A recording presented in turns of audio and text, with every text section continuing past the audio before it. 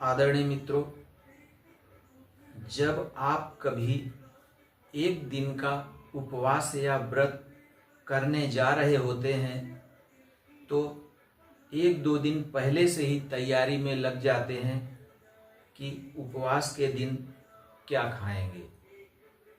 कई लोग तो उपवास के दिन दोपहर से ही फ्रूट इत्यादि खाने लगते हैं और कोई तो कभी कभी शाम को उपवास के दिन इतना फलाहार कर लेते हैं कि जो रोज से भी अधिक होता है। ये तो हुई आपकी बात।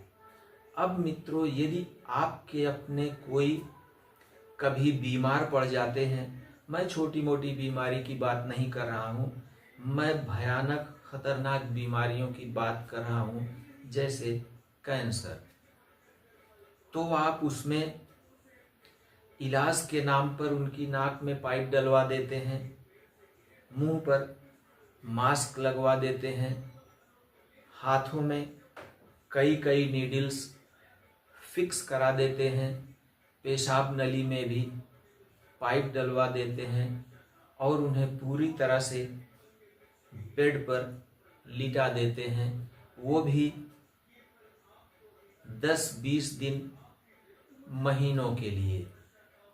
तो मित्रों, समझ लीजिए कि बीमारी उनका भले ही कुछ न कर पाए, लेकिन अब भूख और प्यास से ही उनका जी पाना मुश्किल हो जाएगा।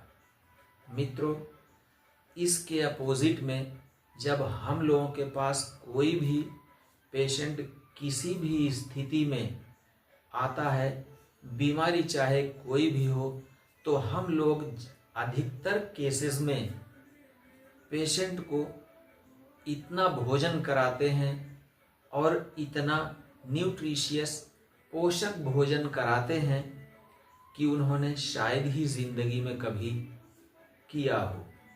और ऐसा ही करके हम लोग दुनिया की लगभग सभी बीमारियों से किसी को भी मुक्त करा सकते हैं। मित्रों, न्यूट्रिशियस भोजन के द्वारा ही हम लोगों ने अब तक में दुनिया की लगभग सभी बीमारियों से बहुत से लोगों को स्वस्थ कर दिया है।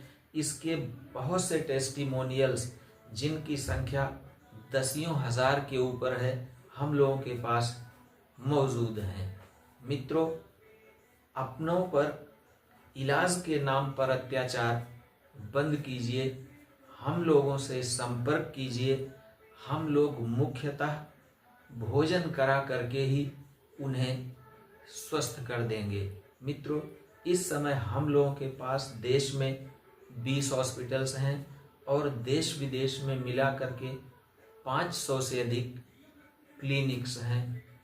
संपर्क कीजिए, आपके अपने अवश्य स्वस्थ हो जाएंगे। धन्यवाद।